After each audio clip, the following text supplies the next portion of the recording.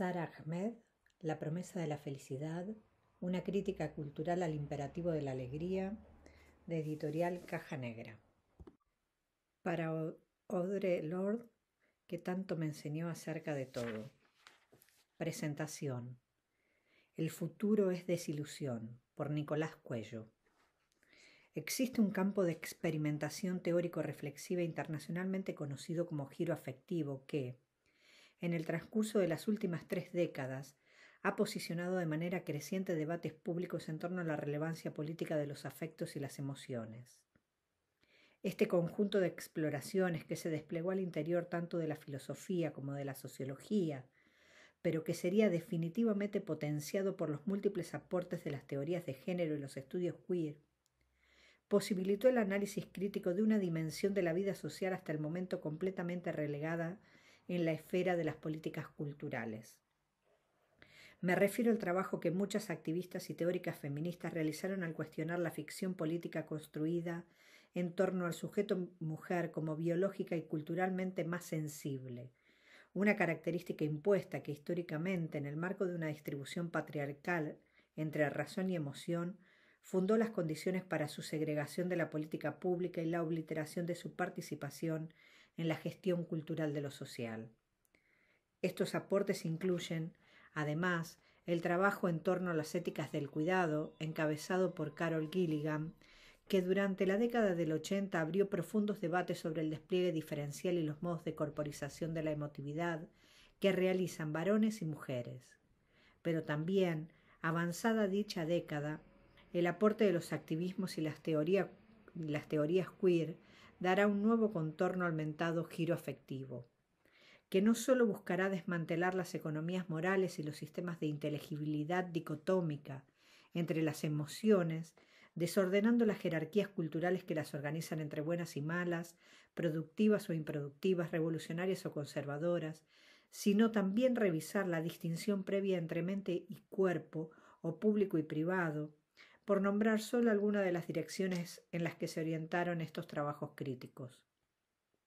En este sentido, las investigaciones de Eve Kosofsky-Sedgwick sobre la vergüenza, de Lauren Bertland sobre el optimismo, de Sayan Naggai sobre los sentimientos feos, de Anne Vetkovich sobre el trauma y la depresión, de Heather Love sobre el rechazo o el rezagamiento, de Jack Halberstam sobre fracaso y las de José Esteban Muñoz sobre la utopía, por nombrar algunos, constituyen en su conjunto un mapa de experimentación reflexiva sobre las formas en que accionan culturalmente las emociones desde sus diferencias sexuales, genéricas y raciales. Sale de ahí la nota número 1 que dice: por nuestra parte, en la Argentina, este campo de estudio cuenta con algunas experiencias representativas que han impulsado la reflexión crítica sobre los afectos y las emociones. Por un lado, cabe mencionar el trabajo del SEGAP, Seminario Permanente de Estudios sobre Género, Afectos y Política de la Universidad de Buenos Aires, que ha impulsado la edición de 2 libros con investigaciones locales que problematizan de forma situada el rol de los afectos y traducciones de textos que profundizan la complejidad de dicho campo de estudio. Cecilia Macón y Mariela Solana, Pretérito indefinido, Afectos y emociones en las aproximaciones al pasado, Buenos Aires, Blatti Ríos, 2015, y Daniela Losigio y Cecilia Macón, Afectos políticos, ensayos sobre actualidad, Buenos Aires, Miño y Dávila, 2017. En ese mismo sentido es relevante también lo producido por el asentamiento Farnesh, espacio de producción estético-político inmerso en las disidencias sexuales, y por el colectivo Sexualidades Doctas de la Facultad de Filosofías y Humanidades, ambos en Ciudad de Córdoba, como las sesiones reflexivas impulsadas por el Grupo de Trabajo Políticas Visuales de los Afectos en la Facultad de Bellas Artes de la Universidad Nacional de La Plata. Continúa el texto. Como proyecto intelectual, el giro afectivo busca problematizar el rol que cumplen los afectos y las emociones en el ámbito de la vida pública y su operatividad en la gestión, reproducción y continuidad de las estructuras de poder que organizan las relaciones sociales, desmantelando las jerarquías epistemológicas que organizan la dicotomía entre emociones y razón, revirtiendo la desvalorización de los afectos entendidos como meros estados psicológicos. Aproximación que nos ha privado de reconocer su compleja funcionalidad en la articulación de nuestras vidas subjetivas, los modos de vida que tramamos en común y las políticas de su representación histórica. Sin duda, el trabajo de Sara Ahmed, escritora e investigadora británico-australiana independiente, cuyas áreas de estudio se centran en la intersección de las teorías feministas, las políticas queer, el postcolonialismo y las luchas antirracistas, puede ser calificado como una pieza fundamental para entender el devenir de esta pregunta sobre los regímenes globales de producción de lo sensible, que definitivamente ha repolitizado nuestro abordaje de los aspectos emocionales de la vida social. La promesa de la felicidad, publicado originalmente en 2010, forma parte de un largo proyecto político a través del cual la autora ha logrado desplazar la pregunta sobre qué se entiende por emoción para, en su lugar, concentrarse en qué hacen las emociones, priorizando la manera en que éstas se mueven entre los cuerpos, definiendo sus superficies, orientando su circulación y administrando el apego con que estos se tocan. Su interés no tiene nada que ver con la caracterización sustancializadora de las emociones como una expresión verdadera de la realidad íntima de los sujetos que se organizarían de manera ahistórica a través de jerarquías morales que las definen como buenas y malas, positivas o negativas. Por el contrario, Ahmed centra su atención en el funcionamiento de las economías afectivas, es decir, en el tráfico emocional que regula la relación con nuestro entorno y propone así un modelo de sociabilidad emotiva que se sobrepone a las determinaciones del análisis individual y las generalizaciones superestructurales para dar cuenta del funcionamiento de las emociones como políticas culturales geopolíticamente situadas. Luego de haber delineado de forma sistemática este modelo de análisis sobre los afectos en su libro La política cultural de las emociones, 2004, en el que hacía foco principalmente en la instrumentalización pública de sentimientos negativos como el miedo, el odio, la vergüenza y la ira, su interés se orienta hacia lo que ella misma identifica como un giro hacia la felicidad en el campo de las investigaciones sociales, la cultura popular y las ciencias duras. Este giro le despierta una profunda curiosidad dada la ausencia radical de proyectos reflexivos que pudieran analizar el rol constitutivo de los sentimientos afirmativos, especialmente el de la felicidad, en el recrudecimiento de las narrativas optimistas de la identificación nacional, el avance acrítico del voluntarismo religioso, la normalización heterosexista de la diferencia sexual y la mercantilización abusiva del empoderamiento terapéutico. A partir de ese conjunto de preocupaciones, entonces, emprende un recorrido innovador por experiencias hasta entonces poco cuestionadas en el horizonte ficcional de la felicidad, desmantelando aquel silencio cultural que nos priva de la capacidad de cuestionar su condición obligatoria e impositiva como un afecto público.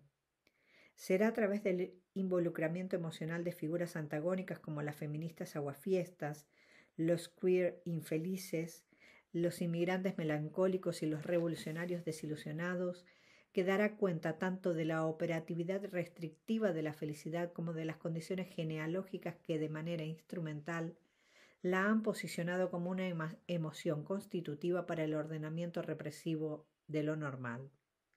En ese sentido, la traducción de este libro no podría ser más oportuna para el contexto político latinoamericano actual. Atravesamos a escala continental un incómodo movimiento de reorganización de la política neoliberal cuyos lenguajes expresivos, repertorios afectivos y políticas de organización de lo público se apoyan en discursos basados en la espectacularización paroxista de la confianza, la creatividad, el diálogo, la voluntad y el sacrificio, en una subjetividad mediada por la matriz empresarial de la verticalidad meritocrática y el consenso pacificador. Se extienden de forma proporcional programas políticos cuidadosamente diseñados para erradicar de sus imaginarios la cuestión ominosa, inconveniente, contraproducente y tóxica de lo político a través de los discursos fuertemente estigmatizadores de la amenaza ideológica que pone en riesgo la sonrisa brillante del futuro tal como lo conocemos y se nos obliga a imaginarlo. La propuesta cultural de estas políticas afectivas en curso tiene que ver principalmente, como señala Diego Stulwark, con la instalación de una agenda anímica que depura el antagonismo de los órdenes psíquicos y sociales, cauterizando aquellas emociones violentas que trae aparejada la política. Nota número 2. Autores varios, Macri es la cultura, Buenos Aires, Tinta Limón, 2016. Agenda anímica que promueve versiones higiénicas de la vida psíquico-afectivas en común, que institucionalizan el individualismo de mercado, los horizontes abstractos de la paz, protocolos estético-coloniales y, ante todo, lazos sociales mediados por el comportamiento securitista como una expresión de salubridad común. Un proyecto de modelización subjetiva que triunfa a partir de un borramiento cada vez más inteligente de la conciencia de clase y que se asocia directamente con un reemplazo de nuestra agencia política por aquella nueva condición existencial que Ann Betkovich, otra autora asociada al denominado giro afectivo, ha definido como sujetos sintientes, una ciudadanía que relocaliza los procesos de subjetivación en expresiones afectivas personalizadas sin contexto alguno y que frente al conflicto recurre a soluciones privatizadas sin apelar a las condiciones históricas de su posibilidad. Sale una nota 3 que dice Ann Sevtovich, Mixed Feelings, Feminism, Mass Culture and Victorian Sensationalism, que se podría traducir como sentimientos mezclados, feminismo, cultura de masas y sensacionalismo victorioso o victoriano. Nuevo Brunswick, Ratcher University Press, 1992. Sigue el texto. Un movimiento que Ahmed caracteriza a su vez a partir de la formación global de agendas narcisistas propias de la cultura terapéutica del neoliberalismo, que ofrecen la fetichización acrítica de las heridas como identidades políticas atomizadas y que colaboran así con la desmovilización popular y la desideologización de lo íntimo. De allí la radicalidad productiva del proyecto político-filosófico de Ahmed.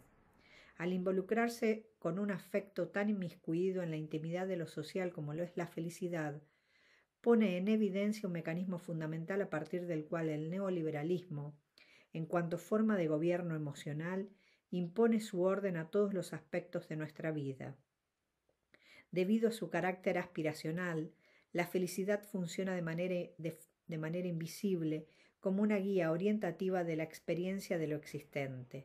No se trata más que de otra arquitectura semiótica que sostiene la reproducción de la desigualdad, al imbricar historias institucionales, vínculos familiares, relaciones interpersonales, paisajes sociales y coyunturas político-económicas que en su conjunto enlazan lo personal y lo público, lo individual y lo social, dándose forma mutuamente a través de la naturalización de lo feliz como parte central de nuestros afectos ordinarios, eso que Kathleen Stewart define como un conjunto de objetos, conocimientos prácticos y experiencias de contacto cotidianas que condensan los afectos que modulan la vida diaria, las relaciones sociales y las contingencias de lo común. Sale la nota 4, que es la referencia a Kathleen Stewart, Ordinary Affect, Durham Duke University Press, 2007, y vuelve al texto. Sentir no pertenece a un orden micropolítico cuya temporalidad sería un efecto posterior de la síntesis estructural de un poder molar que lo antecede. Sentir es parte de las determinaciones políticas que operan sobre el campo de lo social, buscando naturalizar aquello que Max Fischer describe como realismo capitalista, un régimen sensible de la imaginación social basado en una ontología de los negocios que se construye a sí mismo como condición necesaria e inevitable para el sostenimiento de lo vivo, eliminando estratégicamente las condiciones de inteligibilidad de su origen contingente. Cuando Ahmed piensa de manera crítica las genealogías productivas, los movimientos sociales y las representaciones imaginarias que circundan la promesa de la felicidad, desmonta el comportamiento valorativo que organiza la posibilidad de lo político.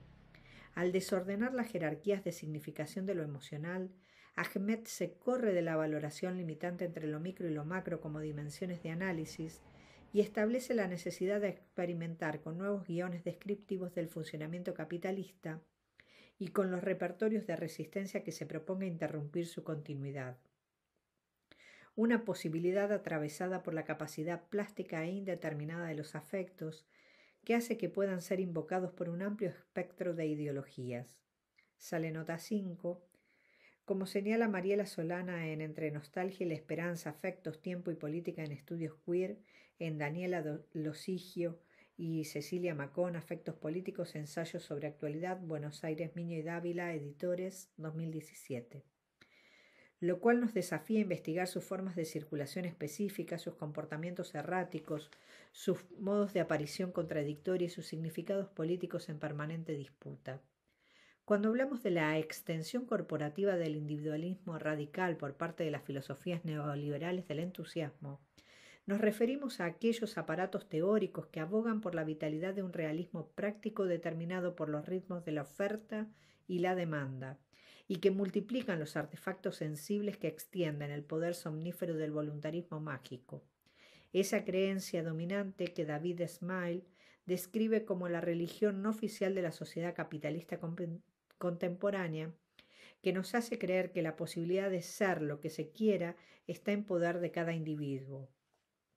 Ante este panorama, Sara Ahmed nos ofrece una perspectiva crítica que da cuenta del funcionamiento racista, sexista y heterosis normado que estructura nuestras sociedades, pero también nos brinda herramientas epistemológicas para pensar acerca de todas las formas posibles en que acontece la incorporación emotiva de lo desigual.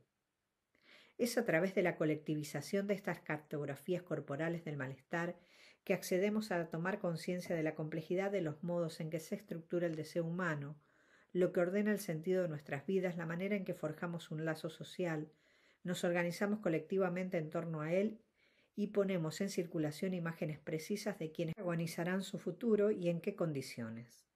El posicionamiento estratégico que Ahmed realiza en torno a estos objetos de decepción, a estas figuras del fracaso o a experiencias subjetivas amargas, que componen su archivo de la infelicidad, le permiten dar cuenta del potencial político de los afectos negativos como plataformas posibles, desde las cuales transformar la realidad, movilizar formas colectivas de organización y producir demandas políticas interseccionales, desde las cuales agenciar espacios novedosos que, a través de la capacidad desaliente de su incomodidad, reactiven los repertorios cancelados de otras formas de imaginación política. Revolver los escombros del basurero emocional en el que se mantienen, aún sin nombrar las historias de los sentimientos molestos, puede ofrecernos un camino productivo para explicitar las condiciones por las cuales los discursos de la felicidad, del entusiasmo, la voluntad, la superación y la positividad se han convertido en mecanismos disciplinadores, en técnicas de gobernabilidad espiritual que sostienen modos de organización basados en la desigualdad y la explotación. Estamos, entonces, ante una generosa oportunidad para sacudir las restricciones epistemológicas que impone el canon temporal y organizativo de la Streitpolitik, es decir, aquella política basada en objetivos rectos, intereses prácticos, acciones concretas, sentidos coherentes, efectos equilibrados y resultados transparentes que son modelados por la expectativa colonial sobre las pasiones políticas. Se trata de una puesta en escena que exige de nuestra región la producción industrializada de subordinaciones protagonizadas por la abundancia de figuras melodramáticas, de estoicismo, heteromasculinización racializada de las infancias empobrecidas, la feminización revictimizante de la precariedad y por la prefabricación obstinada de alegría esperanzadora, que, como hemos comprobado, ha sido reapropiada como la lengua madre de este viraje continental hacia el fascismo que hoy nos toca vivir. Experimentar con los repertorios sensibles del malestar, sin proponer procesos alquímicos forzosos que obturen el aporte estratégico de aquello que nos priva, que nos aleja, nos detiene o nos retrasa en la promesa de la felicidad, se anuncia como una oportunidad estratégica clave a la hora de elaborar formas de transformación social que puedan trabajar por la libertad de respirar, es decir, la libertad para elaborar proyectos colectivos desviados del camino de la política correcta, que posiciona al optimismo cruel de la felicidad como único horizonte y que sean capaces de imaginar ese futuro sensible en el que todas las vidas sean vivibles. Nicolás Cuello es profesor de Historia de las Artes por la Universidad Nacional de La Plata, es egresado de la Maestría en Estética y Teoría de las Artes e integra el proyecto de investigación Genealogías Críticas de las Desobediencias Sexuales desde el Sur, dirigido por Fernando Davis. Actualmente se desempeña como becario doctoral del CONICET y como docente de la Universidad Nacional de las Artes. Es miembro del programa de Memorias Políticas Feministas y Sexogenéricas del CEDINSI-UNSAM y forma parte del proyecto independiente Archivo de Culturas Subterráneas. Sus investigaciones se centran en la intersección de prácticas artísticas, políticas sexuales, representaciones críticas de las emociones y culturas gráficas alternativas en la Argentina desde la postdictadura hasta la actualidad. Introducción. ¿Por qué la felicidad? ¿Por qué ahora? En los más diversos contextos se caracteriza la felicidad como el objeto del deseo humano, la meta de nuestros empeños y aquello que da propósito, sentido y orden a la vida humana. Según Bruno S. Frey y Alois Stutzer, todos queremos ser felices, no debe haber ningún otro propósito de vida que goce de tan alto consenso. Con ello, ¿acaso no hacen más que describir un consenso en torno a la idea de que la felicidad es el consenso? ¿Participamos de este consenso? Y en tal caso, ¿qué estamos consintiendo con ello? Incluso un filósofo como Immanuel Kant, que sitúa la felicidad individual fuera del dominio de la ética, sostiene que ser feliz es necesariamente el anhelo de todo ser racional pero finito, y por ello es un fundamento determinante inevitable de su facultad de desear. Nota 2. Sin embargo, también lamenta que el concepto de la felicidad sea un concepto tan indeterminado que, aunque todo hombre desea llegar a ella, sin embargo, nunca puede decir de modo determinado y acorde consigo mismo qué quiere y desea propiamente. Nota 3. Es decir que, si bien anhelamos la felicidad, no necesariamente sabemos qué queremos cuando anhelamos la felicidad. La felicidad podría incluso conjurar su propio anhelo, preservarse en cuanto anhelo, siendo aquello que nunca se da. Felicidad. Un anhelo, un propósito, un deseo. A lo largo de este libro me preguntaré qué significa el hecho de que pensemos la felicidad en esos términos. La pregunta guía, por ende, no habrá de ser ¿qué es la felicidad?, sino antes bien, ¿qué hace la felicidad? No ofreceré una definición de felicidad, un modelo de felicidad auténtica, ni un conjunto de instrucciones para alcanzarla. No tengo nada de esto para ofrecer. Y de antemano advierto que escribo estas páginas desde la posición de una incredulidad escéptica respecto de las supuestas bondades de la felicidad, entendida como una técnica para vivir bien. Lo que me interesa es cómo la felicidad aparece asociada a determinadas elecciones de vida y no a otras, cómo se la concibe como algo que se desprende de ser de determinado tipo de ser. La historia de la felicidad puede pensarse como una historia de relaciones. Cuando anhelamos la felicidad, anhelamos que se nos relacione con ella, lo que por transitividad supone que se nos relaciona al conjunto de cosas relacionadas con ella. ¿Y acaso sea la promesa de que la felicidad es aquello que se recibe por establecer las relaciones correctas, la que nos orienta a relacionarnos con determinadas cosas? La felicidad dicta la organización del mundo. Debo esta idea de la felicidad como una forma de construcción del mundo al trabajo de los estudios feministas, negros y queer, que se han ocupado de mostrar distintas formas en que la felicidad se emplea para justificar la opresión. La crítica feminista del ama de casa feliz, la crítica negra del mito del esclavo feliz y la crítica queer de la sentimentalización de la heterosexualidad en términos de dicha doméstica me han enseñado mucho acerca de la felicidad y las condiciones de su encanto.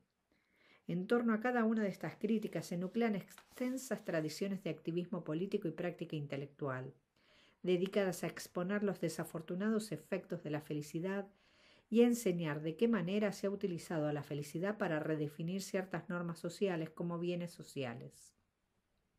Podríamos decir incluso que estos movimientos han luchado más contra la felicidad que en favor de la felicidad. Simone de Beauvoir señala con acierto que el deseo de felicidad se traduce en una forma política concreta, una política de la ilusión, una política que exige a los demás vivir conforme a ese deseo. En sus propias palabras, comillas, no sabemos demasiado lo que significa la palabra felicidad y mucho menos cuáles son los valores auténticos que encubre. No hay ninguna posibilidad de medir la felicidad ajena y siempre es fácil declarar feliz una situación que se quiere imponer. Cierra comillas. Nota 4.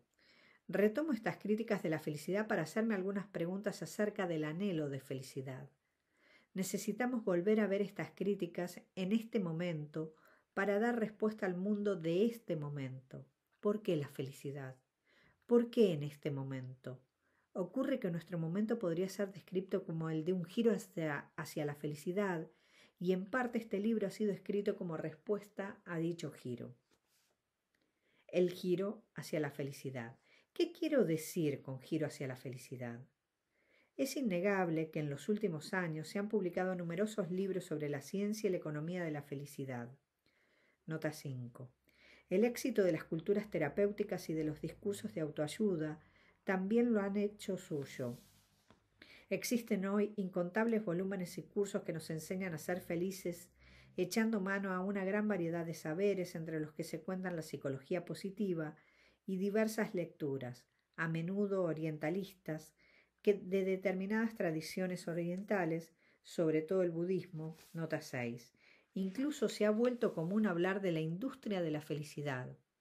La felicidad es algo que se produce y consume a través de estos libros y que acumula valor como una forma de capital específico. La periodista Bárbara Gunnell señala que la búsqueda de la felicidad sin duda está enriqueciendo a muchas personas. La industria del bienestar es próspera. La venta de libros de autoayuda y de CDs que prometen una vida más satisfactoria nunca han sido mayores. Nota 7. Los medios están saturados de imágenes e historias de felicidad. En Gran Bretaña, muchos periódicos tradicionales han decidido incluir especiales sobre la felicidad, y en 2006 se emitió un programa de la BBC dedicado al tema, The Happiness Formula, la fórmula de la felicidad. Nota 8. El giro tiene incluso dimensiones internacionales. En Internet podemos consultar el índice del planeta feliz y otras encuestas e informes que miden la felicidad del mundo, así como también de cada estado o nación en particular y de manera comparativa. Nota 9. Los medios de comunicación son afectos a reproducir este tipo de investigaciones cuando sus hallazgos no se condicen con las expectativas sociales, es decir, cuando los países en vías de desarrollo terminan siendo descritos como más felices que los hiperdesarrollados. Veamos el comienzo del siguiente artículo. ¿Quién lo creería? Bangladesh es la nación más feliz del mundo. La de Estados Unidos, por su parte, es una historia triste. Ocupa apenas el puesto número 46 de la World Happiness Survey, encuesta de felicidad mundial. La felicidad o infelicidad se convierte en noticia porque desafía ideas preexistentes acerca de la situación social de determinados individuos, grupos o naciones, y a menudo la publicación no hace sino confirmar dichas ideas por medio del lenguaje de la incredulidad. También se advierte un giro hacia la felicidad en los marcos de referencia de la política y los gobiernos. Desde 1972 el gobierno de Bután mide la felicidad de su población, que se traduce en su cifra de felicidad bruta interna. En Gran Bretaña, David Cameron, líder del Partido Conservador, se explayó acerca de la felicidad como valor de gobierno, lo que a su vez condujo a un debate en los medios acerca del nuevo laborismo y su proyecto de felicidad y bienestar social. Distintos gobiernos comienzan a introducir la felicidad y el bienestar como activos mensurables y metas específicas de sus programas, completando el Producto Bruto Interno, con lo que ha llegado a ser conocido como el índice de progreso real. La felicidad se ha convertido en un modo más genuino de medir el progreso. La felicidad, podríamos decir, es el nuevo indicador del desempeño. No sorprende, entonces, que su estudio se haya convertido en un campo de investigación por derecho propio. La publicación académica Happiness Studies tiene una reputación establecida y existen varios profesorados en estudios de la felicidad. Hacia el interior de la investigación científica, el giro se hace notar por un vasto espectro de disciplinas, entre las que se cuentan la historia, la psicología, la arquitectura, la política social y la economía. Es importante prestar atención a este fenómeno y reflexionar no solo acerca de la felicidad como forma de consenso, sino también acerca del aparente consenso existente a la hora de usar la palabra felicidad para designar algo. Buena parte de esta producción ha sido clasificada bajo el rótulo de Nueva Ciencia de la Felicidad. Esto no quiere decir que en su estudio sea algo nuevo en sí. Muchos de los textos fundamentales del área por lo general retoman el clásico utilitarismo inglés, en particular la obra de Jeremy Bentham y su célebre máxima sobre la mayor felicidad posible para el número mayor de personas. Según explica en un fragmento sobre el gobierno, es la máxima felicidad del mayor número lo que es la medida de lo bueno y lo malo. Con ello, el propio Bentham retoma una tradición anterior a él que comprende la obra de David Hume, César Beccaria y Claude Adrien Helvetius. Por otra parte, la ciencia de la felicidad tiene una historia compartida con la economía política. Basta recordar que en La riqueza de las naciones Adam Smith sostiene que el capitalismo nos lleva desde lo que él denomina la igualdad miserable hasta lo que cabría denominar una feliz desigualdad, tal que un trabajador, incluso de la clase más baja y pobre, si es frugal y laborioso, puede disfrutar de una cantidad de cosas necesarias y cómodas para la vida mucho mayor de la que pueda conseguir cualquier salvaje. Desde luego, el utilitarismo del siglo XIX también dio lugar a una refutación explícita de esta concepción, en la que la desigualdad se convierte en medida del progreso y la felicidad. Siguiendo a Alexander Wedderburn, Bentham sostiene que el principio de utilidad es peligroso para el gobierno, un principio que establece como el único correcto y justificable fin del gobierno, la máxima dicha para el máximo número. ¿Cómo se puede negar que sea peligroso? Peligroso para cualquier gobierno que tenga por su fin real u objeto la máxima felicidad de unos cuantos, con o sin la adición de ningún número comparativamente pequeño de otros. A pesar de su convicción de que la felicidad de cada persona reviste el mismo grado de importancia, la felicidad de muchos no supone aquí necesariamente la felicidad de todos. La tradición utilitaria siempre sostuvo el principio de que el incremento de los niveles de felicidad brinda una medida del progreso humano. Será Emile Durkheim recién quien ofrezca una contundente crítica de este principio. Mas, realmente, ¿es verdad que la felicidad del individuo aumenta a medida que el hombre progresa? Nada tan dudoso. Una de las figuras fundamentales de la nueva ciencia de la felicidad es Richard Layard, a quien los medios ingleses gustan llamar el zar de la felicidad. Su influyente libro La felicidad, lecciones de una nueva ciencia, publicada en 2005, comienza por una crítica del modo en que la economía mide el progreso humano. La economía iguala los cambios en la felicidad de una sociedad a los cambios en su poder adquisitivo. Layard sostiene que la felicidad es el único modo de medir el desarrollo y el progreso. La mejor sociedad es la sociedad más feliz. Uno de los supuestos fundamentales de esta ciencia es que la felicidad es buena y por ende nada podría ser mejor que maximizar la felicidad. La ciencia de la felicidad supone que la felicidad está ahí afuera, que es posible medirla y que tales mediciones son objetivas. Incluso se ha arriesgado un nombre para el instrumento que lo permitiría: el hedonímetro. Si esta ciencia concibe a la felicidad como algo que está allá afuera, ahora bien, ¿en qué términos lo define? Una vez más, Richard Layard nos brinda un punto de referencia útil. Sostiene que la felicidad consiste en sentirse bien y la miseria en sentirse mal. La felicidad es sentirse bien, lo que implica que podemos medir la felicidad porque podemos medir cuán bien se siente la gente. Es decir, que allí afuera, en realidad, significa aquí adentro. La idea de que es posible medir la felicidad supone que puedan medirse las emociones. Según Layard, a la mayoría de las personas les resulta sencillo decir cuán bien se sienten. La investigación de la felicidad se basa ante todo en el autoinforme. Los estudios miden cuán feliz dice que se siente una persona y asume que quien dice ser feliz es feliz. El modelo no solo presupone la transparencia de las emociones, es decir, que es posible saber y decir cómo nos sentimos, sino que también toma el autoinforme como un discurso inmotivado y libre de complicaciones. No obstante, si de antemano se entiende que la felicidad es aquello que la anhela, difícilmente podamos aceptar que preguntarle a alguien cuán feliz se sienta constituye una pregunta neutral. La misma no solo le pide que evalúe sus condiciones de vida, sino que las evalúe en función de categorías cargadas de valores. De esta forma, es posible que estas mediciones no midan en realidad cómo se sienten las personas, sino su deseo de estar cerca de la felicidad, o incluso su deseo relativo de dar a los demás y a sí mismas un buen informe sobre su propia vida. En este punto es importante precisar cómo se conciben los sentimientos. Buena parte de esta nueva ciencia de la felicidad se basa en la premisa de que las emociones son transparentes y constituyen los cimientos de la vida moral. Si algo es bueno, nos hace sentir bien. Si algo es malo, nos hace sentir mal. De esta forma, la ciencia de la felicidad se funda en un modelo de subjetividad muy específico, en el que la persona siempre sabe cómo se siente y puede diferenciar entre emociones buenas y malas, distinción que a su vez constituye las bases del bienestar no solo subjetivo, sino también social.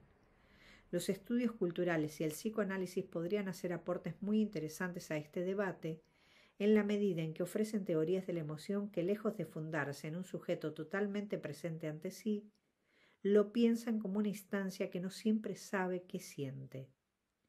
Las perspectivas culturales y psicoanalíticas nos permiten indagar el modo en que nuestro habitual apego a la idea misma de buena vida es también un espacio ambivalente, en el que resulta confusa la separación entre sentirse bien y sentirse mal. Con ello, la lectura de la felicidad pasaría a depender de una correcta lectura de la gramática de esta ambivalencia. Pero la investigación de la felicidad no se limita a medir emociones, sino que además interpreta aquello que mide. Ante todo, la medición de la felicidad permite producir conocimiento acerca de la distribución de la felicidad. Este tipo de investigación ha generado bases de datos que muestran dónde se localiza la felicidad, determinación que en buena medida depende de modelos comparativos. Estas bases de datos muestran, por ejemplo, qué individuos son más felices que otros, pero también qué grupos y qué estados son más felices que otros. La ciencia de la felicidad establece correlaciones entre los niveles de felicidad y los indicadores sociales que dan lugar a los denominados indicadores de felicidad. Estos indicadores señalan qué tipo de personas tienen más felicidad. Funcionan no solo como mediciones, sino también como predicciones de felicidad. Según los economistas Bruno S. Frey y Alois Stutzer, estos indicadores permiten predecir cuán felices habrán de ser distintos tipos de personas, de lo que se desprende lo que ellos denominan psicogramas de la felicidad. Uno de los principales indicadores de felicidad es el matrimonio. La unión conyugal vendría a ser el mejor de los mundos posibles, en la medida en que maximiza la felicidad. El argumento es simple. Si una persona está casada, es más probable que sea más feliz que si no lo estuviera. El hallazgo trae de la mano una recomendación: cásese y será más feliz. La confluencia entre medición y predicción resulta muy potente. Podríamos caracterizar la ciencia de la felicidad como un conocimiento de tipo performativo que, al encontrar la felicidad en ciertos lugares, los constituye como buenos lugares, como aquellos que debería ser promovido a la categoría de bien. Las correlaciones se leen como causalidades, lo que a su vez se convierte en el fundamento de su promoción. De esta forma, se promueve lo que en el primer capítulo de este libro llamaré las causas de felicidad, que acaso sean la causa misma de que haya informes sobre la felicidad. La ciencia de la felicidad redescribe como bueno aquello que las personas ya consideran bueno. En la medida en que promocionar aquello que causa felicidad parece ser un deber de todos, la propia felicidad se vuelve un deber. A lo largo de este libro habré de explorar la significación de ese deber de felicidad. Esto no quiere decir que siempre se encuentre la felicidad. Podríamos decir incluso que la idea de felicidad se vuelve más potente en la medida en que se la percibe en crisis. Dicha crisis funciona sobre todo como un relato de desencanto. La acumulación de riqueza no ha traído consigo una acumulación de felicidad. Desde luego, el principal responsable de que esta crisis se convierta en una crisis es el efecto regulatorio producido por la convicción compartida de que a mayor riqueza la gente debería ser más feliz. Richard Layard da inicio a su ciencia de la felicidad con lo que él describe como una paradoja. Cuando las sociedades occidentales se volvieron más ricas, sus integrantes no se volvieron más felices. Si bien esta nueva ciencia de la felicidad separa la felicidad de la acumulación de riqueza, la sitúa en determinados lugares, en particular en el matrimonio, ampliamente considerado como el mayor indicador de felicidad. Véase el segundo capítulo de este libro. Junto con la estabilidad familiar y comunitaria, capítulo cuarto. Se busca la felicidad allí donde se espera encontrarla, aun cuando se parte del anuncio de la falta de felicidad. Lo sorprendente es que esta crisis de felicidad no ha producido un cuestionamiento de los ideales sociales, sino que, por el contrario, parece haber reforzado su influencia sobre la vida tanto psíquica como política. La demanda de felicidad se articula cada vez más en términos de un retorno a los ideales sociales, como si lo que explicara esta crisis de la felicidad no fuera el fracaso de dichos ideales, sino nuestro fracaso en alcanzarlos. Y por lo visto, en tiempos de crisis el lenguaje de la felicidad resulta aún más influyente. La psicología positiva.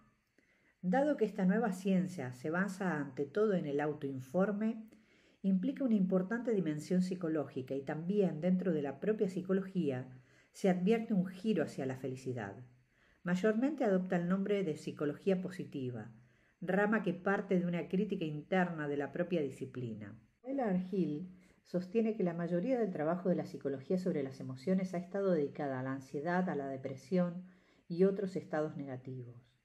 O, como sostienen los editores de la antología Subjective Well-Being, Bienestar Subjetivo, siguiendo a Ed Diener, el doctor Felicidad, la psicología se ha preocupado menos por las condiciones del bienestar que por su opuesto, la determinación de la infelicidad humana. Mientras que la ciencia de la felicidad corrige la tendencia de la economía a prestar atención al crecimiento económico a expensas de la felicidad, la psicología de la felicidad corrige la tendencia de esta disciplina a concentrarse en estados emocionales negativos a expensas de la felicidad. Comencemos por el clásico de Michel Argyle, La psicología de la felicidad, 1987. Allí el autor define el proyecto de su libro en los siguientes términos. Este libro se ocupa ante todo de las causas y explicaciones de la felicidad positiva y cómo nuestra comprensión de ella puede ser utilizada para hacer felices a las personas e incluso a nosotros mismos. Podemos advertir así desde el comienzo que la felicidad se convierte en una técnica disciplinaria.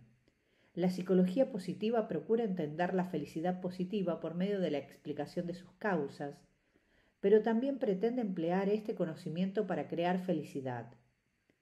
La psicología positiva procura hacer felices a las personas, se muestra positiva respecto de las emociones positivas, da por supuesto el carácter promisorio de su propio objeto. En parte parece algo sensato. No hay nada mejor, sin duda, que sentirse mejor. ¿Quién no quiere sentirse mejor? ¿No debe acaso todo conocimiento ser transformador y responder a un impulso por mejorar los mundos y las capacidades de vida de los individuos? Lo que está en juego aquí es la idea de que es posible conocer de antemano aquello que contribuirá a mejorar la vida de las personas. Se entiende que hacerlas más felices es una señal de mejoría. La misma cosa que queremos alcanzar es la cosa que nos permitirá lograrlo. Así, se da a las emociones positivas la tarea de vencer su propia negación y se las convierte en aquello que puede sacarnos de la ansiedad, la depresión y otros estados negativos. La psicología positiva comparte con la economía de la felicidad el supuesto de que sentirse bien está bien, pero agrega un argumento más potente: sentirse mejor es mejorar. Argyll afirma que el autoinforme nos permite obtener una medición objetiva de lo subjetivo. Nos vemos obligados en gran medida a confiar en reportes subjetivos acerca del modo en que se siente la gente. Si las personas dicen que son felices, son felices. A continuación, caracteriza como buenas ciertas instituciones en la medida en que aumentan las probabilidades de ser feliz y los mayores beneficios. Afirma, vienen del matrimonio. La felicidad exige el desarrollo de cierto tipo de disposición. La felicidad es parte de un síndrome mayor que incluye saber elegir situaciones que nos recompensen, ver el lado positivo de las cosas y mantener una autoestima elevada. Empleando la terminología de Nicholas Rose, podríamos decir que los individuos tienen el proyecto de trabajar sobre sí, de gobernar sus almas.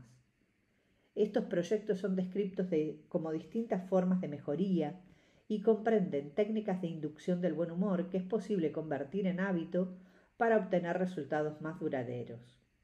Por el contrario, a la gente que no es feliz se la considera carenciada, antisocial y patológica. La gente infeliz tiende a ser solitaria y fuertemente neurótica. Los individuos deben ser felices para los demás. La psicología positiva describe este proyecto no como un derecho, sino más bien como una responsabilidad. En la medida en que alimentar nuestra propia felicidad nos permite incrementar la felicidad de los demás, tenemos la obligación de ser felices. A lo largo de este libro, una de mis mayores preocupaciones será analizar las consecuencias de esta idea, según la cual tenemos la responsabilidad de ser felices para los demás, la idea, en otros términos, de que existe una necesaria e inevitable correlación entre la felicidad de unas personas y la de los demás. Por cierto, la psicología positiva constituye hoy no solo un campo académico pujante, sino que también un ámbito de divulgación de enorme popularidad. Son muchos los libros y el correspondiente grupo de expertos que enseñan a las personas a ser más felices. Veamos, por ejemplo, la obra de Martin Seligman, autor de numerosos volúmenes sobre psicología positiva y director del Centro de Psicología Positiva de la Universidad de Pensilvania.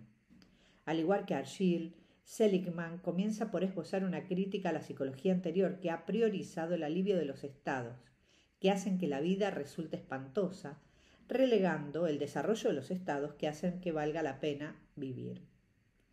Caracteriza la psicología positiva como una disciplina que brinda pautas para la buena vida. Es usual que este tipo de textos describa la felicidad como un camino, aquello que se obtiene si se sigue la buena senda. En tal sentido, la felicidad ofrece una vida y la psicología positiva es el saber que ayuda a encontrarla. Este camino le conducirá por un campo de placer y gratificación, por las cimas de la fortaleza y la virtud, y al final, por las cumbres de la realización duradera, el sentido y la determinación en la vida. La felicidad se convierte así en una forma de direccionamiento u orientación que nos conmina a seguir la buena senda. Pero Seligman no solo la describe como una recompensa, aquello que se obtiene luego de un buen recorrido de vida, sino también como una cualidad personal. La felicidad parece ser una especie de rasgo. El autor la identifica fuertemente con el optimismo, en la medida en que tienden a interpretar sus propios problemas, que sus propios problemas son pasajeros, controlables y propios de una situación. Las personas felices son más optimistas. También, a su juicio, son más altruistas. Felices, nos centramos menos en nosotros mismos, nos caen mejor los demás y deseamos compartir nuestra buena fortuna incluso con desconocidos. El lector advertirá que las correlaciones planteadas entre la felicidad y el optimismo, entre la felicidad y el altruismo, rápidamente se traducen en relaciones de causa-efecto, en las que la felicidad se convierte en su propia causa. La felicidad causa que nos centremos menos en nosotros mismos y seamos más optimistas, lo que a su vez causa nuestra felicidad, haciendo que podamos causar más felicidad a los otros y así sucesivamente. De esta forma, la felicidad no solo se convierte en una responsabilidad individual, una reformulación de la vida como proyecto, sino también en un instrumento, es decir, un medio para un fin, y no solo un fin en sí mismo. Nos hacemos felices como si se tratara de una adquisición de capital que nos permite, por su parte, ser o hacer esto o aquello, e incluso conseguir esto o aquello. Este modelo de la felicidad entendida como un medio no se lleva bien con las concepciones clásicas como las de Aristóteles, para quien la felicidad es el fin de todos los fines. La psicología positiva implica la instrumentalización de la felicidad y su transformación en una técnica. De esta forma se convierte en un medio para un fin y además en el fin de todos los medios. Resulta así que la felicidad pasa a ser no solo aquello que se desea alcanzar, sino también un modo de aumentar al máximo las posibilidades de alcanzar aquello que se desea. Previsiblemente, la psicología positiva recurre muchas veces al lenguaje de la economía y describe a la felicidad como un bien. Bruce Heady y Alexander Waring, por ejemplo, enumeran un conjunto de características personales relativamente estables, que explican que algunas personas tienden a ser más felices que otras y las denominan activos. Entre ellas se cuentan los antecedentes sociales, la personalidad y las redes sociales. La felicidad rinde dividendos. Depende de otras formas de capital preexistentes, antecedentes, personalidad, redes, y de que el individuo sepa adquirir o acumular aún más capital. Uno de los representantes más recientes de la psicología positiva es Alan Carr, cuyo trabajo cruza la frontera entre el lectorado popular y el académico. También él describe el proyecto de esta subdisciplina a partir del doble objetivo de comprender y facilitar la felicidad y el bienestar subjetivo. Las emociones positivas como el placer o la satisfacción nos dicen que está sucediendo algo bueno. Carr afirma que las personas felices y las personas infelices tienen unos perfiles de personalidad característicos. Un perfil de felicidad sería el perfil que corresponde al tipo de persona que tiene mayores probabilidades de ser feliz, como puede verse en la siguiente descripción. La probabilidad de hallar personas felices aumenta en los países económicamente prósperos, donde se respetan la democracia y la libertad y hay un escenario político estable.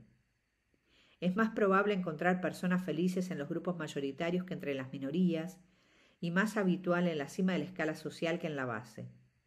Por lo general están casadas y se llevan bien con sus familiares y amigos. Respecto de sus características personales, las personas felices parecen relativamente saludables física y mentalmente. Son activas y de mentalidad abierta, se sienten a cargo de sus vidas. Sus aspiraciones están ligadas a cuestiones sociales y morales antes que a hacer dinero. En materia de política tienden a ubicarse en la variante conservadora del centro. El rostro de la felicidad, al menos según esta descripción, se parece bastante al de una persona privilegiada. Pero en vez de suponer que la felicidad sencillamente se encuentra en las personas felices, podríamos preguntarnos de qué manera la afirmación de felicidad valoriza determinadas formas de personalidad. En otras palabras, la atribución de felicidad podría ser un modo de afectivizar normas e ideales sociales, generando la idea de que la proximidad relativa a estas normas e ideales contribuiría a alcanzar la felicidad. Lauren Berlant equipara esta fantasía de felicidad a una forma estúpida de optimismo que confía en que ceñirse a determinadas formas o prácticas de vida y pensamiento habrán de asegurar la felicidad personal. Para Carr, los perfiles de felicidad se aplican no solo a individuos sino también a formaciones sociales. Sostiene, por ejemplo, que ciertos tipos de familia favorecen la experiencia de la fluidez, aportando niveles óptimos de claridad, concentración, decisión y desafío. Si ciertas formas de vida promueven la felicidad, entonces para promover la felicidad es preciso promover dichas formas de vida. De esta forma, la promoción de la felicidad se convierte rápidamente en la promoción de ciertos tipos de familia. Sin duda hay algo de potente en el empleo de la idea de fluidez o fluir para describir la relación entre personas felices y los mundos felices. A partir de la obra de Mihaly Csikszentmihalyi, lo voy a deletrear porque es un apellido impronunciable, C-S-I con acento, K-S-Z-E-N-T-M-I-H-A con acento, L-Y-I. Esta noción describe la experiencia de un individuo comprometido con el mundo o en contacto con él, en una relación en la que el mundo no adopta la forma de lo exterior, el obstáculo o la resistencia. Los mejores momentos de nuestra vida Afirma Csikszentmihalyi, no son momentos pasivos, receptivos o relajados, aunque tales experiencias también pueden ser placenteras si hemos trabajado duramente para conseguirlas. Los mejores momentos suelen suceder cuando el cuerpo o la mente de una persona han llegado hasta su límite en un esfuerzo voluntario para conseguir algo difícil y que valiera la pena. Sostiene que a lo largo de las experiencias óptimas añaden un sentimiento de maestría, o tal vez mejor sea decir un sentimiento de participación al determinar el contenido de la vida, que está tan cerca de lo que queremos decir normalmente como felicidad como cualquier otra cosa que podamos imaginarnos. Cuando los sujetos no están en flujo, el mundo se les presenta como una resistencia, algo que en vez de permitir una acción la bloquea. Los sujetos infelices, por lo tanto, se sienten alienados del mundo y lo experimentan como exterioridad. Sospecho que Csikszentmihalyi tiene mucho para enseñarnos acerca de la fenomenología de la felicidad como estado de intimidad entre el cuerpo y el mundo. ¿Qué ocurriría si dejáramos de entender este fluir en el mundo solo como un atributo psicológico? ¿No será acaso que el mundo alberga a algunos cuerpos mejor que a otros, de manera tal que éstos no lo experimentan como resistencia? Esta idea nos obligaría a reformular la noción de felicidad tomando en consideración lo que sienten aquellas personas que entran en tensión con esas mismas formas de vida que a otros cuerpos les permiten fluir en el espacio. Tal vez las experiencias de que no estamos a la altura de las circunstancias, de que nos estresamos o incluso de que no podemos desplegarnos en los espacios en que residimos, puedan enseñarnos acerca de la felicidad mucho más de lo que creemos. Archivos de infelicidad. No busco contraponer a la nueva ciencia de la felicidad un retorno a la idea clásica de felicidad entendida como eudaimonia, en el sentido de vida buena, significativa o virtuosa. Este tipo de argumento se advierte, por ejemplo, en las obras de Richard Schrock y Terry Eagleton. En The Secret of Happiness, Schrock sostiene que nos hemos vuelto sordos a la sabiduría ancestral y que nos negamos la oportunidad de encontrar felicidad en aquello que nos es significativo. Afirma que en nuestros días nos hemos conformado con una felicidad mucho más débil y endeble, a la que describe como mero disfrute del placer. Estas críticas de la industria de la felicidad que abogan por un retorno a los conceptos clásicos de virtud no solo mantienen la asociación entre la felicidad y el bien, sino que además sugieren que algunas formas de felicidad son mejores que otras. Tal distinción entre concepciones fuertes y débiles de la felicidad obedece a un criterio de índole moral. Algunas formas de felicidad son más valiosas que otras porque requieren más tiempo, mayor dedicación intelectual y más esfuerzo. Cabe señalar que en los modelos clásicos las formas más elevadas están vinculadas a la mente y las más bajas al cuerpo. Esto resuena en Schrock, quien caracteriza la felicidad más débil y endeble como aquella ligada al mero disfrute del placer. Pero las jerarquías entre distintas formas de felicidad acaso respondan a otras jerarquías sociales preexistentes. Sucede que, si las formas de felicidad más elevadas son aquellas que se siguen de ser determinada clase de ser, no cuesta demasiado reconocer que ese ser de la felicidad es burgués. Podríamos señalar incluso que ciertas expresiones de horror ante las culturas contemporáneas de la felicidad dan cuenta de cierto horror de clase ante la idea de que la felicidad se ha vuelto demasiado fácil, rápida y accesible. Basta recordar que en la filosofía clásica griega la idea de la buena vida depende de un modelo excluyente de vida. Para alcanzar la buena vida es preciso tener un tipo de vida caracterizado por la autonomía, la seguridad material y el tiempo de ocio. Según Aristóteles, la vida más feliz es aquella dedicada a la actividad contemplativa, forma de vida que solo está a disposición de algunos y no de todos. El concepto clásico de buena vida dependía de una economía política.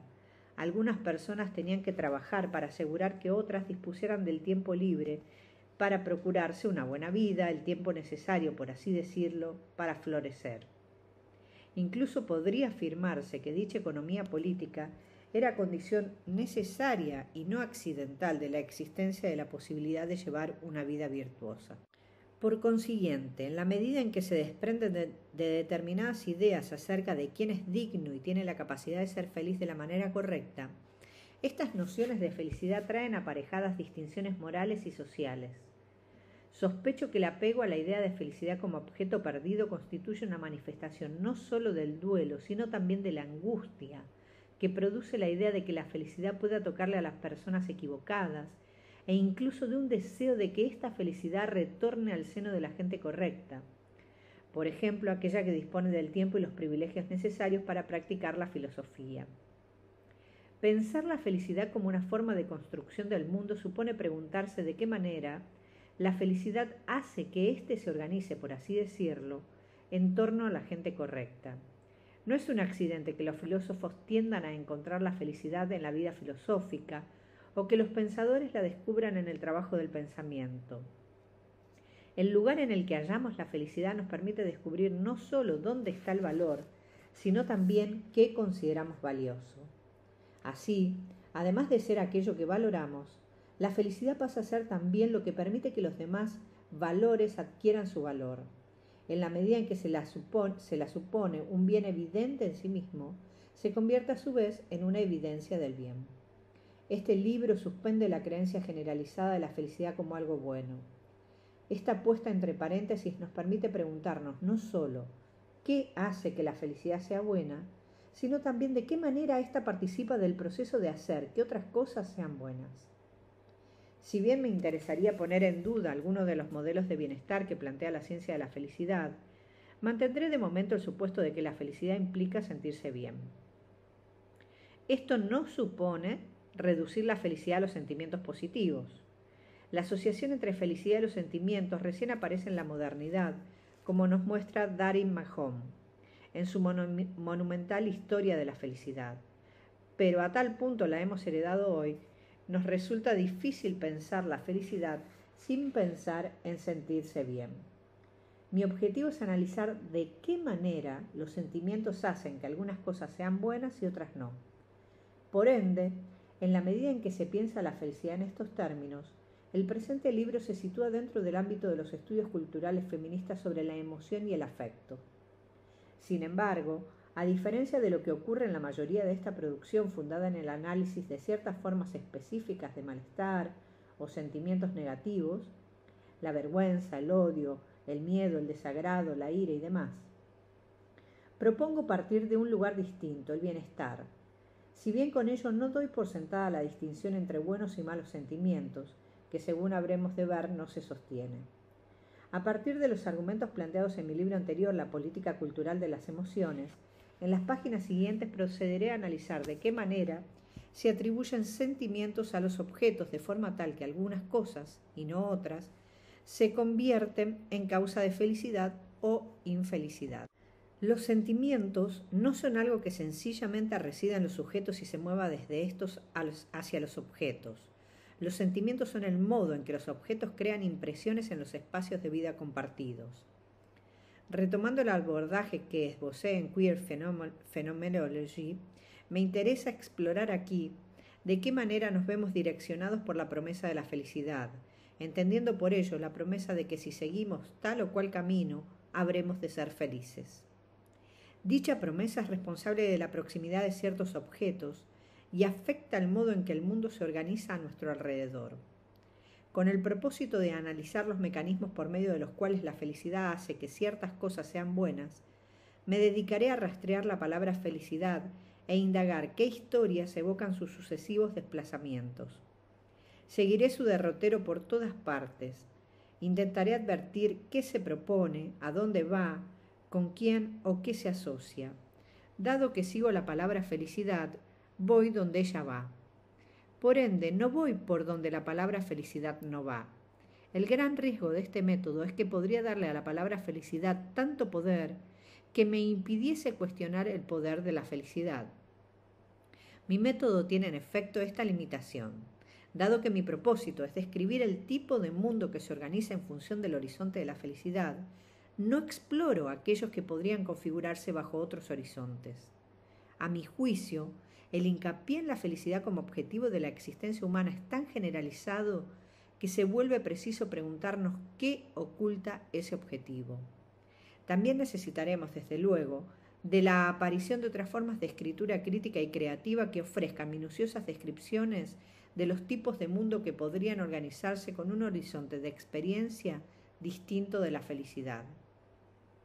Al haber descrito mi método en estos términos, debería resultar claro que no intento producir un nuevo concepto de felicidad. Siguiendo a Gilles Deleuze, Clark Colebrook distingue el concepto filosófico del concepto cotidiano y de una manera muy útil para mis propósitos lo ejemplifica con el concepto de felicidad. En sus propias palabras, nuestro uso cotidiano de los conceptos funciona como una estenografía o el hábito. Empleamos conceptos para no tener que pensar. Un concepto filosófico de felicidad, afirma, no haría referencia a esta o aquella instancia de felicidad, sino que haría efectiva o crearía una posibilidad o noción de felicidad. La filosofía pone entre paréntesis lo cotidiano o lo ordinario y piensa por medio de formas extremas como las que encontramos en el arte moderno.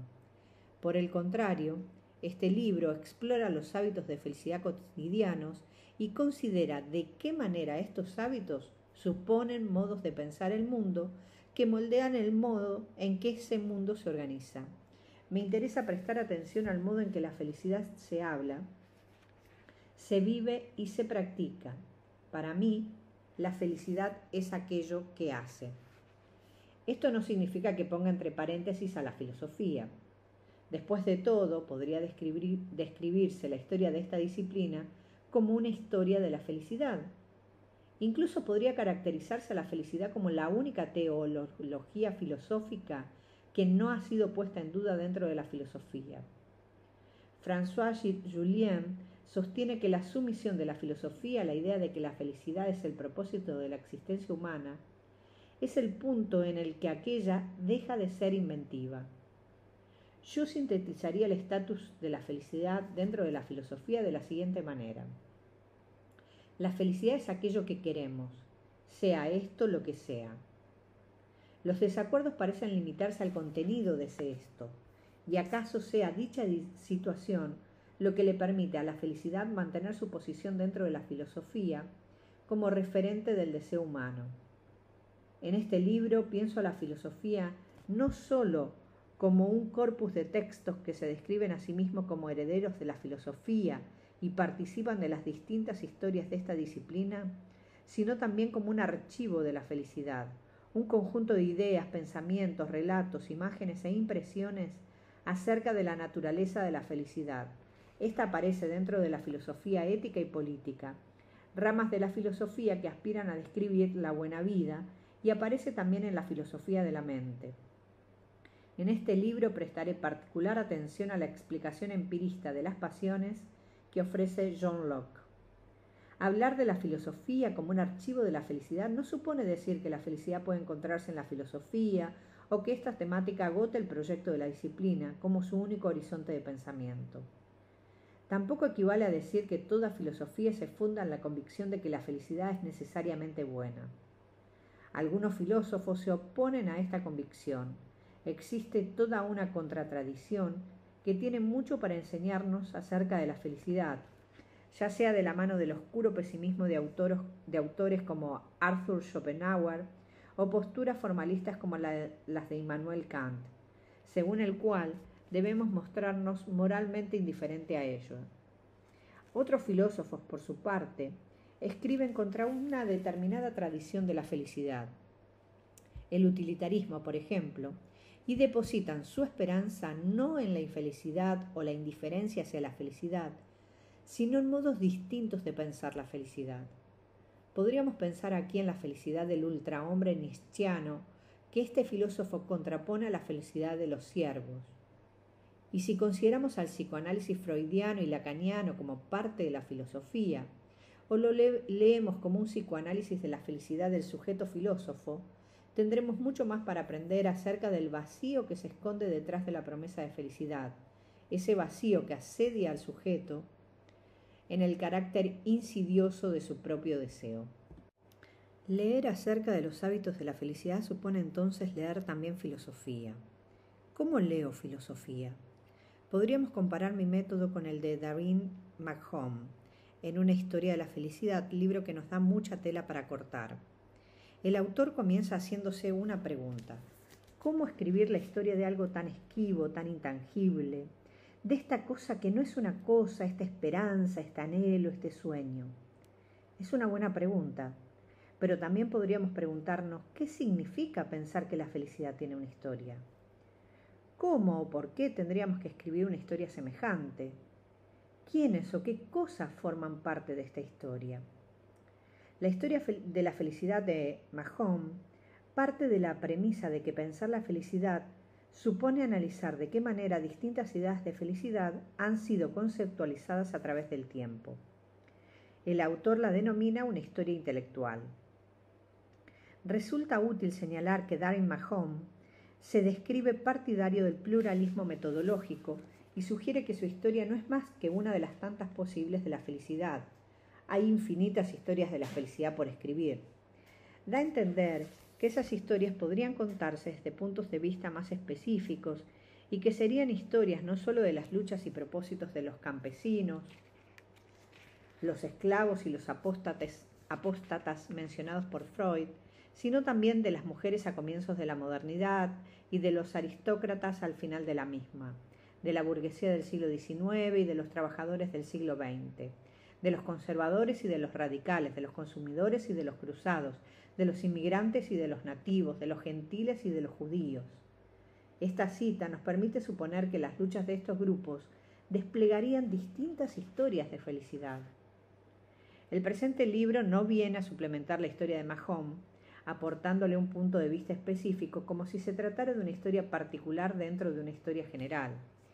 Quisiera encontrar el modo de poner a prueba la historia intelectual de la felicidad, entendida como la historia de una idea, a partir de la consideración de aquello que se borra al adoptar un punto de vista general, ya que prestar atención a aquello que se borra podría cambiar lo que se ve desde ese mismo punto de vista general. En otras palabras, quiero señalar que la historia general de la felicidad bien puede ser considerada como una bastante particular.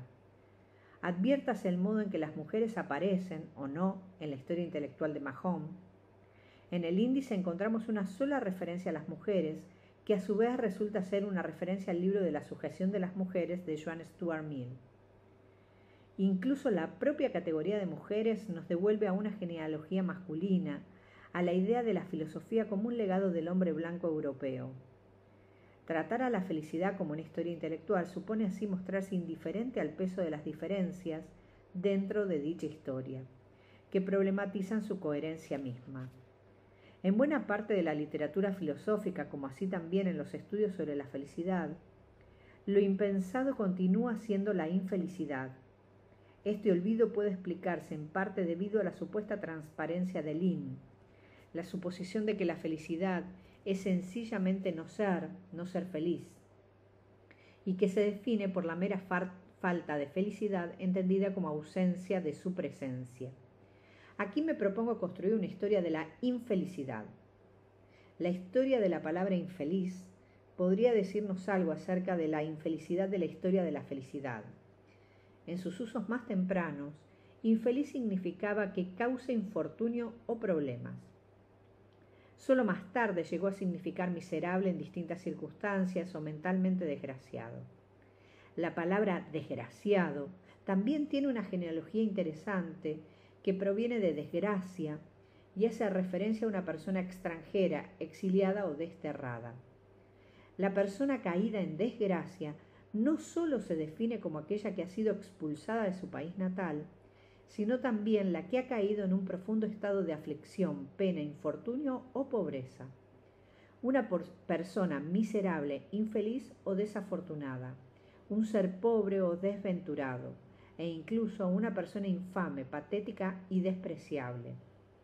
¿Será posible reescribir la historia de la felicidad desde el punto de vista de quienes han caído en desgracia?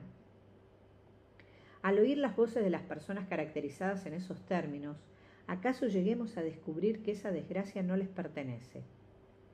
La tristeza del extranjero podría ofrecernos una mirada distinta sobre la felicidad, porque nos permitiría no solo entender la experiencia del extraño, sino también volver extraña la propia felicidad de lo familiar.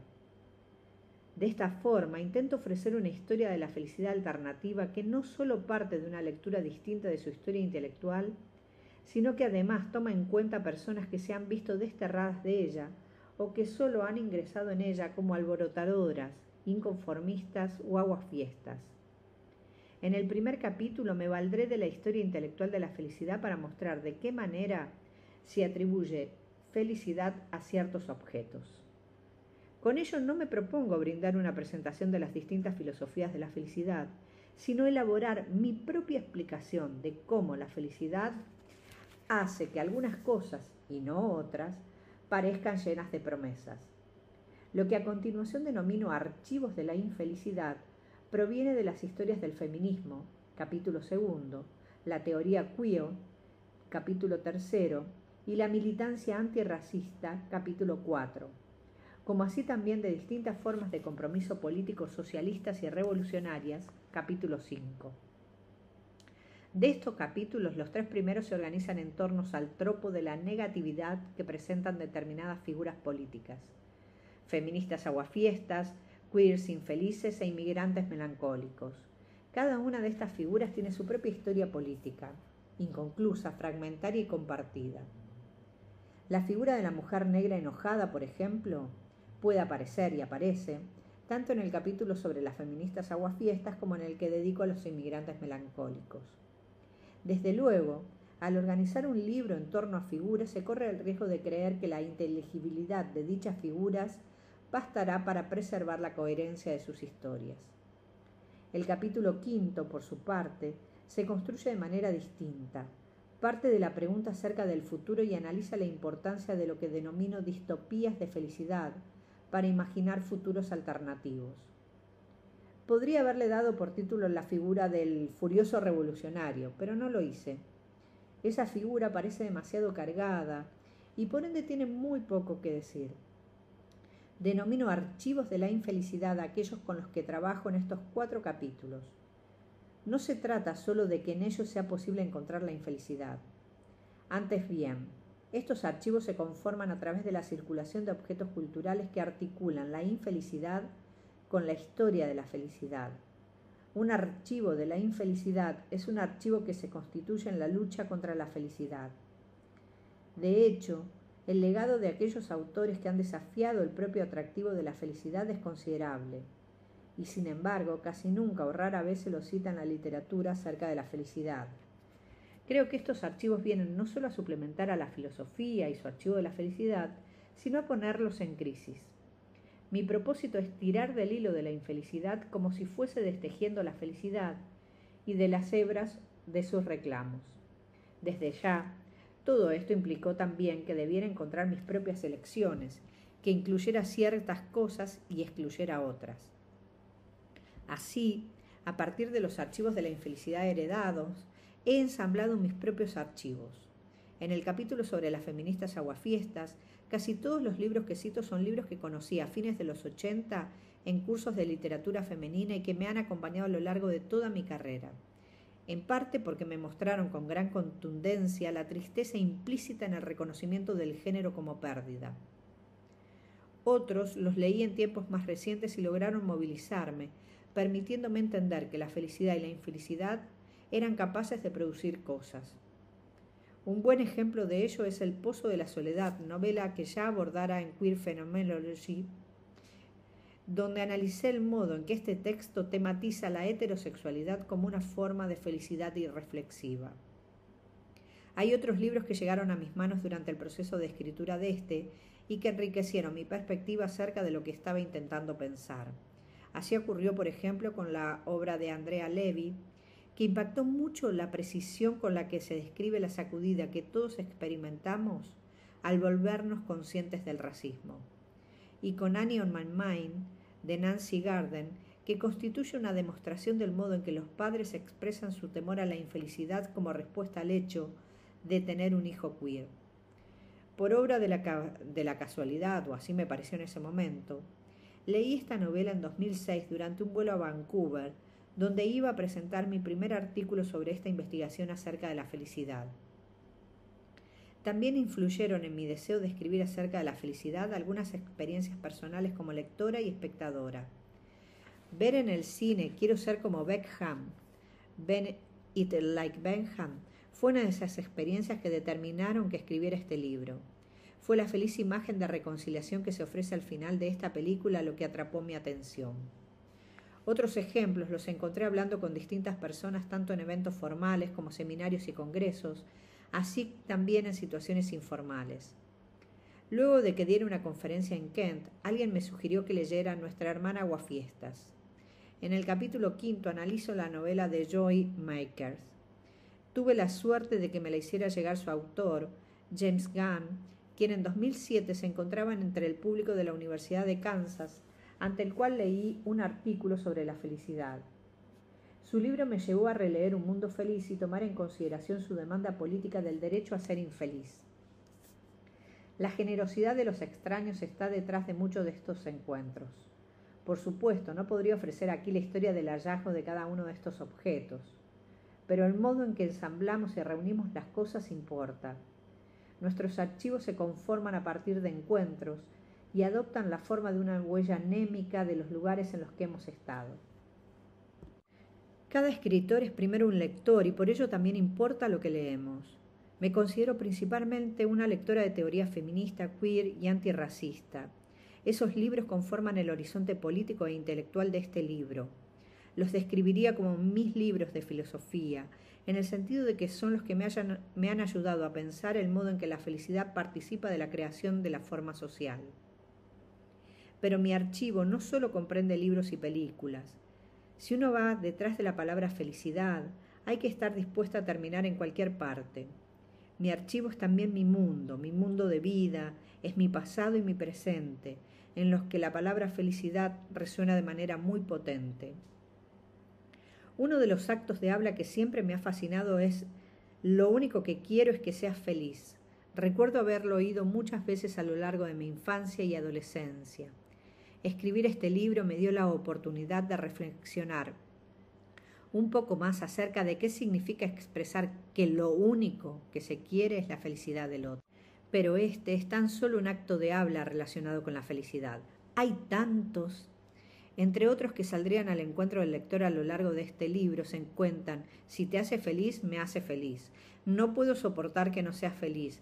Quiero hacerte feliz. Quiero verte feliz. Y quiero ser la causa de tu felicidad. Hablamos mucho de la felicidad. Al imponerme la tarea de seguir el hilo de las palabras, me doy el objetivo de describir qué tipo de mundo se constituye al dar por sentado que la felicidad de la que hablamos es buena. La pregunta ¿qué hace la felicidad? Es inseparable de la pregunta respecto de la distribución de la felicidad y la infelicidad a lo largo del tiempo y el espacio. Reconstruir la historia de la felicidad es reconstruir la historia de su distribución. La felicidad se distribuye de muchas y complejas maneras. Sin duda, ser un sujeto bueno está ligado a ser percibido como una causa de felicidad, como alguien que hace felices a otras personas. Por ende, ser malo es ser un aguafiestas. Este libro es un intento de devolverle al aguafiestas su propia voz y de hablar desde el reconocimiento de la experiencia de ocupar ese lugar. Al describir la sociabilidad de la felicidad, me baso en mi propia experiencia de haber sido llamada en varias oportunidades un aguafiestas.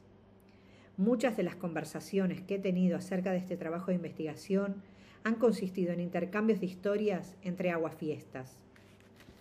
Recuerdo cierta oportunidad en la que en una mesa redonda discutíamos la situación de ser la aguafiesta en la mesa familiar. El congreso, organizado en 2007 por la Australian Critical Race and Whiteness Studies Association, Asociación Australiana de Estudios Críticos sobre la Raza y la Blanquitud, fue la primera vez en que me sentí como en casa al participar de un evento en Australia siendo una persona australiana de color. Pienso ahora que estos congresos crean espacios que nos ofrecen nuevas mesas familiares, mesas que acaso sirven de apoyo a quienes no tienen sitio en las mesas de la felicidad. Sé que al presentar la felicidad como problema corro el riesgo de dar excesivo énfasis a los problemas que presenta la felicidad. Es un riesgo que estoy dispuesta a correr. Si este libro le arruina la fiesta a alguien, hace exactamente lo que plantea que deberíamos hacer: aguar la fiesta. Como nos enseñan muchos de los textos que citaré en las páginas que siguen, supone abrir paso a una vida, hacer lugar a otra vida, a la posibilidad, a la oportunidad. El gran propósito de este libro es hacer lugar.